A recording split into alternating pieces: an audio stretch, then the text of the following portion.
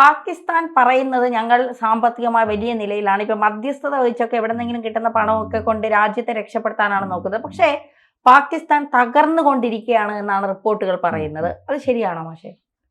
പാകിസ്ഥാൻ ആഗോളതലത്തിൽ വെട്ടിത്തിളങ്ങാണ്. ഗ്ലോബൽ നെഗോഷിയേറ്റേഴ്സ് എന്നുള്ളൊരു സ്ഥാനമാണ് ഇപ്പോൾ കിട്ടിയിരിക്കുന്നത്. മാത്രമല്ല ഇറാൻ അമേരിക്ക അവർ തമ്മിൽ ഒരു ഡീൽ ഒക്കെ വന്നല്ലോ. അപ്പോൾ അതിന് ഇസ്ലാമാബാദ് മെമ്മോറാണ്ടം ഓഫ് അണ്ടർസ്റ്റാൻഡിംഗ് എന്നാണ് അതിന് പേരിട്ടിരിക്കുന്നത്. അപ്പോൾ അതുകൊണ്ട് ഇതിനൊക്കെ നടക്കുമ്പോൾ ഷെഹബാസ് ഷെരീഫും അസീം മുനീറും ഒക്കെ ലിറ്ററലി വെട്ടിത്തിളങ്ങുന്ന പോലെയാണ് ഇപ്പോൾ അവരുടെ നടപ്പ്. അവർ പോകുന്നിടത്തൊക്കെ പ്രകാശം പരത്തുകയാണ്. പക്ഷേ പാകിസ്ഥാനിൻ്റെ അകത്തേക്ക് പ്രവേശിക്കുമ്പോൾ അവർ ആ പ്രകാശം കാണില്ല. അതാണ് അവസ്ഥ. അപ്പോൾ പലതരത്തിൽ ഇപ്പോൾ പാകിസ്ഥാന് പല രീതിയിൽ ശല്യങ്ങൾ വന്നുകൊണ്ടിരിക്കുകയാണ്. ഇപ്പോൾ അവരുടെ പടിഞ്ഞാറ് വശത്തേക്ക് നോക്കിക്കഴിഞ്ഞാൽ അഫ്ഗാനിസ്ഥാനുണ്ട്. അപ്പോൾ അഫ്ഗാനിസ്ഥാനെ വളരെ സന്തോഷമായിട്ട് എല്ലാ കാര്യത്തിലും സഹായിച്ചിരുന്നു. ടെററിസത്തിൻ്റെ കാര്യത്തിലും താലിബാൻ്റെ കാര്യത്തിലൊക്കെ നല്ലപോലെ സഹായിച്ചിരുന്നു. പക്ഷേ ഇപ്പോഴത്തെ അവസ്ഥ മാറിപ്പോയി. അതേപോലെ തന്നെ അവരുടെ കിഴക്കോട്ട് നോക്കി കഴിയുമ്പോൾ ഇന്ത്യയെ കാണുന്നു.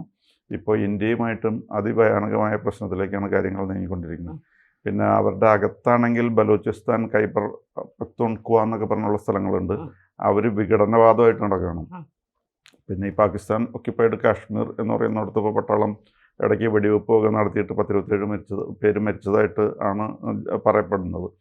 അവരാണെങ്കിൽ അതിൻ്റെ ഇടയ്ക്ക് കുറേ പേര് ഇന്ത്യയായിട്ട് യോജിക്കണം എന്ന്, അല്ലെങ്കിൽ ഇന്ത്യയുമായിട്ട് ചേരണമെന്നോ അല്ലെങ്കിൽ ഇന്ത്യയുമായിട്ട് സഹകരണം വേണം അവർക്ക് പിടിച്ചു നിൽക്കാൻ എന്നുള്ള രീതിയിലൊരു ടോക്ക് ആരംഭിച്ചിട്ടുണ്ട്. പിന്നെ സാമ്പത്തികമായിട്ടാണെങ്കിൽ അതിലും വലിയ പ്രശ്നമാണ്. അപ്പോൾ ഇതൊക്കെയാണ് അവിടുത്തെ അവസ്ഥ. നമുക്കതൊന്ന് നോക്കിക്കഴിഞ്ഞാൽ ഇപ്പോൾ ഈ അഫ്ഗാനിസ്ഥാനാണ് അവരുടെ ഏറ്റവും വലിയൊരു പ്രശ്നം. അഫ്ഗാനിസ്ഥാന് വേണ്ടി പലതും ചെയ്തിട്ടുണ്ട്. ടെററിസത്തിൽ വേണ്ട സപ്പോർട്ട് കൊടുത്തിരുന്നതാണ്. അപ്പോൾ അവർക്ക് അതിൻ്റെ പിന്നിലുള്ള തിയറി എന്ന് പറഞ്ഞാൽ സ്ട്രാറ്റജിക് ഡെപ്ത് എന്ന് പറയും. അതായത് അവിടെ അഫ്ഗാനിസ്ഥാൻ അങ്ങനെ സ്ട്രോങ് ആയിട്ട് നിന്ന് ടെററിസ്റ്റൊക്കെ തയ്യാറായിട്ട് നിൽക്കുകയാണെങ്കിൽ ഇന്ത്യയുമായിട്ടൊക്കെ ഒരു ഏറ്റുമുട്ടലുണ്ടാകുമ്പോൾ ആ ഭാഗത്ത് നിന്ന് നല്ല സഹായം കിട്ടും എന്നാണ് പ്രതീക്ഷിച്ചിരുന്നത്. പക്ഷേ ഇപ്പോൾ അതല്ല അവസ്ഥ. കാരണം എന്താണെന്ന് വെച്ച് കഴിഞ്ഞാൽ ഈ താലിബാൻ തെഹ്രിക് ഈ പാകിസ്ഥാൻ എന്ന് പറഞ്ഞ ഒരു സംഘടനയുണ്ട് പാകിസ്ഥാനകത്ത്. അവർ അഫ്ഗാനിസ്ഥാനിലുള്ള താലിബാനായിട്ട് നല്ല യോജിപ്പാണ്. അപ്പോൾ ഇവർ രണ്ടുപേരും കൂടി പാകിസ്ഥാനിൽ പല പ്രശ്നങ്ങളും ഉണ്ടാക്കുന്നുണ്ട്. അപ്പോൾ ഈ താലിബാൻ കയറിയിട്ട് പാകിസ്ഥാൻ്റെ റേഞ്ചേഴ്സ് എന്ന് പറഞ്ഞാൽ നമ്മുടെ BSF ഒക്കെ ഉള്ള പോലെ റേഞ്ചേഴ്സ് എന്ന് പറഞ്ഞാൽ അവർക്കൊരു ഗ്രൂപ്പുണ്ട്. അവരുടെ ഹെഡ് ക്വാർട്ടേഴ്സിൽ കയറി ഈ ടെററിസ്റ്റ് അറ്റാക്ക് നടത്തിയിരുന്നു. അതോടുകൂടി പാകിസ്ഥാൻ്റെ ക്ഷമ നശിച്ചു. അവർ ഓപ്പറേഷൻ ഖൈബർ സ്റ്റോം എന്ന് പറഞ്ഞിട്ടൊരു ആക്രമണം നടത്തി. അത് land assault and at the same time cross border aerial attack രണ്ടും കൂടി ഒരുമിച്ച് നടത്തി. വളരെ ഏറെ പേര് കൊല്ലപ്പെട്ടു. പക്ഷേ അതുകൊണ്ട് അത് അടിച്ചമർത്താൻ പറ്റിയില്ല. അഫ്ഗാനിസ്ഥാൻ ഇപ്പോൾ ഇവരുമായിട്ട് തിരിഞ്ഞിരിക്കുകയാണ്. അഫ്ഗാനിസ്ഥാൻ ഇഷ്ടംപോലെ ക്രോസ് ബോർഡർ ഡ്രോൺസ് അയച്ചുകൊണ്ടിരിക്കുകയാണ്. അപ്പോൾ ആ ഡ്രോൺസ് അയക്കാൻ വലിയ ചിലവില്ല. പക്ഷേ ഡ്രോൺസ് തടുത്ത് നിർത്തുക എന്ന് പറഞ്ഞു കഴിഞ്ഞാൽ വളരെ എക്സ്പെൻസീവാണ്. അതാണ് ഇപ്പോൾ പാകിസ്ഥാന് ചെയ്യേണ്ടി വരുന്നത്. അപ്പോൾ ആ ഭാഗത്തുള്ള കണ്ടീഷൻ അതാണ്. പിന്നെ നമുക്കറിയാം ബലൂചിസ്ഥാൻ, ഖൈബർ പഖ്തൂൺ എന്നൊക്കെ പറയുന്ന പഖ്തൂൺഖ്വ എന്നൊക്കെ പറയുന്ന സ്ഥലത്ത് അവർ വിഘടനവാദമായിട്ട് നടക്കുകയാണ്. അപ്പോൾ അവിടെ പലപ്പോഴും പട്ടാളത്തെ ആക്രമിക്കുന്നുണ്ട്. മാത്രമല്ല അവിടെയുള്ള ആൾക്കാർ ഈ കാറോ ബസ്സിലോ കയറിയിട്ടല്ല അറ്റാക്ക് നടത്തുന്നത്.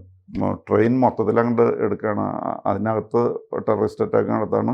അതിൽ യാത്ര ചെയ്യുന്ന പട്ടാളക്കാരെ കൊല്ലുന്നു. അങ്ങനെ പലവിധ പ്രശ്നങ്ങൾ ആ ഭാഗത്തു നിന്നുണ്ട്. പിന്നെ അതുകൂടാതെ ഇതിലൊക്കെ വലിയ പ്രശ്നം എന്ന് പറഞ്ഞാൽ അവരുടെ ഈസ്റ്റേൺ ബോർഡറിൽ ഇപ്പോൾ ഇന്ത്യയുമായിട്ട് നല്ല പ്രശ്നമുണ്ട്. പണ്ടൊക്കെ യുദ്ധങ്ങൾ നടന്നിട്ടുണ്ട്. ബംഗ്ലാദേശ് വാറടക്കം നടന്നിട്ടുണ്ട്. അതിൻ്റെയൊക്കെ തിക്താനുഭവങ്ങളുണ്ട്. പക്ഷേ അതിനേക്കാളും വലിയൊരു പ്രശ്നമാണ് ഇപ്പോൾ എക്സിസ്റ്റൻഷ്യൽ ത്രെട്ട് എന്ന് പറയും. നിലനിൽപ്പിൻ്റെ പ്രശ്നമായിട്ടത് മാറിയിരിക്കുകയാണ്. അപ്പോൾ ഇൻഡസ് വാട്ടർ ട്രീറ്റി 1960 എന്ന് പറഞ്ഞിട്ട് നമ്മൾ തമ്മിൽ ഒരു ട്രീറ്റി ഉണ്ട്. അപ്പോൾ അത് വെച്ച് ഇൻഡസ് വാട്ടർ അല്ലെങ്കിൽ സിന്ധു നദിയിൽ നിന്ന് ഇഷ്ടംപോലെ വെള്ളമൊക്കെ അവർക്ക് കൊടുക്കുമായിരുന്നു. പക്ഷേ അത് അവർ ടേക്കൺ ഫോർ ഗ്രാൻഡഡ് ആയിട്ട് ഇവിടെ ഇന്ത്യയിൽ എന്തും ചെയ്യാം, നമ്മൾക്ക് ഇത് വെള്ളം കിട്ടിക്കൊണ്ടിരിക്കും എന്നൊക്കെ തീരുമാനിച്ചിരുന്നു. പക്ഷേ നമുക്കറിയാം പഹൽഗാമിൽ കയറിയിട്ട് ആൾക്കാരെ കൊന്നതോടുകൂടി മോഡിയുടെ ആറ്റിറ്റ്യൂഡ് മാറി. മോഡി അപ്പം തന്നെ ഒരു പ്രഖ്യാപനം നടത്തിയായിരുന്നു. അതായത് പാനി ഓർ ഖൂൻ ഏക് സാത്ത് നഹീ ബഹ് സക്തേ എന്ന് പറഞ്ഞു. ഒരുമിച്ചുള്ള ഒഴുക്ക് വേണ്ട എന്ന് പറഞ്ഞൊരു തീരുമാനം എടുത്തു. അതനുസരിച്ച് ഇപ്പോഴുള്ള ഈ ട്രീറ്റി 1960 ഇൻഡസ് വാട്ടർ ട്രീറ്റി എന്ന് പറയുന്നത് കെപ്റ്റ് ഇൻ അബ്സല്യൂട്ട് അബയൻസ്. അതായത് അതിലെ വകുപ്പുകളൊക്കെ അവിടെ നിൽക്കട്ടെ, അത് തൽക്കാലം അവിടെ ഇരിക്കട്ടെ, അത് തൽക്കാലം നമുക്ക് മാറ്റി വയ്ക്കാം എന്നാണ് മോഡി പറഞ്ഞിരിക്കുന്നത്. എന്ന് പറഞ്ഞാൽ അങ്ങോട്ടുള്ള ജലം പ്രവാഹം തടയുന്ന അല്ലെങ്കിൽ അവർക്ക് കിട്ടാത്ത അവസ്ഥയാവും. അപ്പോൾ ഈ ഇൻഡസ് റിവറിൻ്റെ വെള്ളം കിട്ടിയില്ലെങ്കിൽ അവർക്ക് സംഭവിക്കുന്നത് എന്താണെന്ന് വെച്ച് കഴിഞ്ഞാൽ അവിടുത്തെ ഡാംസൊക്കെ വരണ്ടു പോകും. പിന്നെ പഞ്ചാബും സിന്ധുവാണ് അവരുടെ ബ്രെഡ് ബാസ്ക്കറ്റ്സ് എന്ന് പറയുന്നത്. അവിടെ കൃഷിയുടെ 80% അത് മോശമാകാൻ സാധ്യതയുണ്ട്. അപ്പോൾ പാകിസ്ഥാന് ഒരു തരത്തിലും ഈ ഇൻഡസിൻ്റെ വെള്ളമില്ലാതെ അവർക്ക് പിടിച്ചു നിൽക്കാൻ പറ്റാത്ത കണ്ടീഷനാണ്. അപ്പോൾ അതിനെപ്പറ്റി പാകിസ്ഥാൻ്റെ ഓരോ മന്ത്രിമാരും പറഞ്ഞേക്കണ കേട്ടാൽ അറിയാം അവരെന്തുമാത്രം പാനിക്കിലാണെന്ന്. ക്ലൈമറ്റ് ചേഞ്ചിൻ്റെ ഒരു മന്ത്രിയുണ്ട്. അതായത് നമ്മളുടെ ഇവിടുത്തെ ക്ലൈമറ്റ് അവർ അറിയിക്കും ക്ലൈമറ്റ് ചേഞ്ച് ചെയ്യുമ്പോൾ. കാരണം എന്താണെന്ന് വെച്ച് കഴിഞ്ഞാൽ ഇവിടെ അപ്സ്ട്രീമാണ്, മോളിൽ നിന്ന് അങ്ങോട്ട് വെള്ളം പ്രവഹിക്കുകയാണ്. അപ്പോൾ ഇവിടെ എന്തെങ്കിലും ചേഞ്ച് വരുന്നുണ്ട്, ക്ലൈമറ്റ് ചേഞ്ച് ഉണ്ടെങ്കിൽ അവർ അറിയിച്ചില്ലെങ്കിൽ ചിലപ്പോൾ ഫ്ലഡൊക്കെ വന്നാൽ അവർക്ക് വലിയ പ്രശ്നമാകും. അപ്പോൾ അതിന് അവർക്ക് ക്ലൈമറ്റ് ചേഞ്ചിൻ്റെ വേണ്ടി മാത്രം ഒരു മിനിസ്റ്റർ ഉണ്ട്. അപ്പോൾ ഈ ക്ലൈമറ്റ് ചേഞ്ച് മിനിസ്റ്ററിൻ്റെ പേര് മൊസാദിഖ് അസീഫ് എന്നാണ്. അദ്ദേഹം പറഞ്ഞിരിക്കുന്നത് we will cut off the hand that steals our water എന്നാണ്. നമ്മുടെ വെള്ളം ഞങ്ങൾക്ക് അവകാശപ്പെട്ടതാണ്, അത് കട്ടെടുത്ത് കഴിഞ്ഞാൽ കൈവെട്ടി കളയുമെന്ന് പറഞ്ഞു. കൈവെട്ട് നന്നായിട്ട് അറിയാം, കേരളത്തിൽ നിന്ന് തൊഴിൽ സാധ്യത ഉണ്ടാവും. നമ്മുടെ ടി ജെ ജോസഫിൻ്റെ ആൾക്കാരെയൊക്കെ അങ്ങോട്ട് വിട്ടാൽ മതി. പിന്നെ ഡിഫൻസ് മിനിസ്റ്റർ ഉണ്ട് ഖ്വാജ അസീഫ്. അദ്ദേഹം പറഞ്ഞിരിക്കുന്നത് this will result in an outright war എന്നാണ് പറഞ്ഞിരിക്കുന്നത്. പിന്നെ ബിലാവൽ സർദാരി ഭുട്ടോ ഉണ്ട്, അതായത് നമ്മുടെ ബേനസർ ഭുട്ടോയുടെ ഒക്കെ ഫാമിലിയിൽപ്പെട്ട ആൾ. അങ്ങേര് പറഞ്ഞിരിക്കുന്നത് ഇന്ത്യ ഈ ജലത്തെ അല്ലെങ്കിൽ വെള്ളത്തെ വെപ്പണൈസ് ചെയ്ത് കഴിഞ്ഞാൽ we are fully prepared to fight എന്നാണ്. അപ്പോൾ അത് അങ്ങനെ ഒരു പ്രശ്നമാണ്. പിന്നെ ഇറാനാണ് വേറൊരു അയൽവാസി. ഈ ഇറാനായിട്ട് ഇപ്പോൾ ഇങ്ങനെ ചർച്ചയ്ക്കൊക്കെ നടക്കുന്നുണ്ട്, നെഗോഷിയേഷനൊക്കെ നടക്കുന്നുണ്ട്.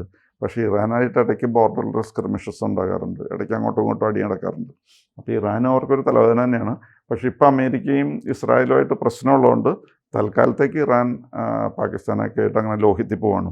അവർ തമ്മിൽ എന്തായാലും വലിയ അടുപ്പം വരില്ല. കാരണം പാകിസ്ഥാൻ എന്ന് പറഞ്ഞാൽ സുന്നി മജോറിറ്റി കൺട്രിയാണ്. അവിടെ ഷിയ ഉണ്ട്, അത് വേറെ കേസ്.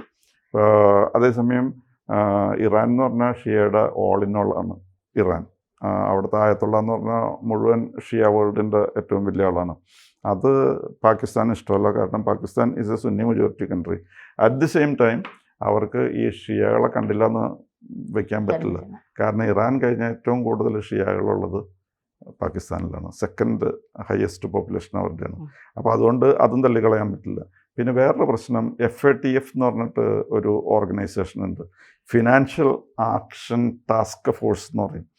ഈ ഓർഗനൈസേഷനാണ് ടെററിസത്തിന് വേണ്ടി ഫണ്ടിങ് നടത്തുന്നുണ്ടോ, അല്ലെങ്കിൽ ഈ മണി ലോണ്ടറിങ് അല്ലെങ്കിൽ പണം വെളുപ്പിക്കൽ നടത്തുന്നുണ്ടോ എന്നൊക്കെ അന്വേഷിക്കുന്ന ഒരു സംഘടനയാണ് ഈ ഫിനാൻഷ്യൽ ആക്ഷൻ ടാസ്ക് ഫോഴ്സ്. അപ്പോൾ ഫിനാൻഷ്യൽ ആക്ഷൻ ടാസ്ക് ഫോഴ്സ് ഒരു പ്രാവശ്യം കംപ്ലയിൻറ്റ് ചെയ്തു, പാകിസ്ഥാൻ ടെററിസത്തിന് സപ്പോർട്ട് ചെയ്യുന്നുണ്ട്, പാകിസ്ഥാന് കിട്ടുന്ന ലോണും ഫണ്ടുകളൊക്കെ ടെററിസത്തിന് വേണ്ടി ഉപയോഗിക്കുന്നുണ്ടെന്നൊക്കെ പറഞ്ഞ ഒരു പ്രാവശ്യം കംപ്ലയിൻ്റ് ഉണ്ടായിട്ട് പാകിസ്ഥാന് ഫണ്ടിങ് നിർത്തിവെച്ചായിരുന്നു, IMF ഇൻ്റർനാഷണൽ മോണിറ്ററി ഫണ്ടൊക്കെ. അപ്പോൾ അതേപോലെ ഇപ്പോൾ ഇനി ഇതിനെപ്പറ്റി അന്വേഷണം വന്നു കഴിഞ്ഞാൽ പാകിസ്ഥാൻ വിഷമിക്കും. കാരണം പാകിസ്ഥാൻ എന്തായാലും ഈ ടെററിസം ഇല്ലാത്ത പാകിസ്ഥാനില്ല. അപ്പോൾ അതുകൊണ്ട് ഈ FATFനെ കൊണ്ട് വളരെയധികം ബുദ്ധിമുട്ട് അവർക്ക് വരാൻ സാധ്യതയുണ്ട്. അപ്പോൾ ഈ FATF ഇതിൻ്റെ അന്വേഷണം നടത്തുന്ന ഒരു കക്ഷിയാണ്. അവർക്ക് ലോൺ കിട്ടണമെങ്കിൽ FATFൻ്റെ അംഗീകാരം വേണം. ഒരു പ്രാവശ്യം ഇത് കൊടുക്കാതെ ആയതാണ്. പിന്നെ അതൊക്കെ മാറ്റി എങ്ങനെയൊക്കെ രക്ഷപ്പെട്ട് വീണ്ടും ഇപ്പോൾ ലോണൊക്കെ ആയി തുടങ്ങി. പക്ഷെ ഇപ്പോൾ FATF വീണ്ടും അന്വേഷിക്കുമ്പോൾ പ്രശ്നവും. അതായത് ഈ ഫിനാൻഷ്യൽ ആക്ഷൻ ടാസ്ക് ഫോഴ്സ് അത് അന്വേഷിച്ച് വേണ്ട പോലെയുള്ള റിപ്പോർട്ട് കൊടുക്കാൻ ഇപ്പോൾ സാഹചര്യമുണ്ട്. കാരണം ഒരു ഇന്ത്യക്കാരനാണ് ഇപ്പോൾ അതിൻ്റെ വൈസ് പ്രസിഡൻറ്റ്, വിവേക് അഗർവാൾ എന്നാണ്. അങ്ങേര് പറയാണ് പാകിസ്ഥാൻ ഈ ടെററിസ്റ്റ് സപ്പോർട്ട് ചെയ്യുന്നു, മണി ലോണ്ടറിങ്ങിന് വേണ്ടി ഉപയോഗിക്കുന്നു, IMF കിട്ടുന്ന പണം ഇങ്ങനെ വേണ്ടാത്ത കാര്യങ്ങൾക്കൊക്കെ ഉപയോഗപ്പെടുത്തുന്നു എന്ന് പറഞ്ഞു കഴിഞ്ഞാൽ പിന്നെ പാകിസ്ഥാൻ ആ പണവും കിട്ടില്ല. ആ പണം കിട്ടിയില്ലെങ്കിൽ പല കടങ്ങളും കൊടുത്ത് വീട്ടാനുണ്ട്. ഒരു പ്രാവശ്യം യുണൈറ്റഡ് അറബ് എമിറേറ്റ്സ് പറഞ്ഞു ഞങ്ങൾക്ക് 3.5 ബില്യൺ ഡോളേഴ്സ് കിട്ടാനുണ്ട്, അതിന് പണമോടെ വയ്ക്കാൻ പറഞ്ഞു. അത് പിന്നെ സൗദി അറേബ്യ കൊടുത്ത് സഹായിച്ച് അങ്ങനെ രക്ഷപ്പെട്ടു. അങ്ങനെ ഒരു കടം വാങ്ങിച്ച് മറ്റേ കടം വീട്ടുന്നൊരു ഏർപ്പാടാണ്. അപ്പോൾ ഈ FATFൻ്റെ റിപ്പോർട്ട് കൂടി വന്നു കഴിഞ്ഞാൽ സാമ്പത്തികമായിട്ടും പാകിസ്ഥാന് വലിയ ബുദ്ധിമുട്ടായിരിക്കും.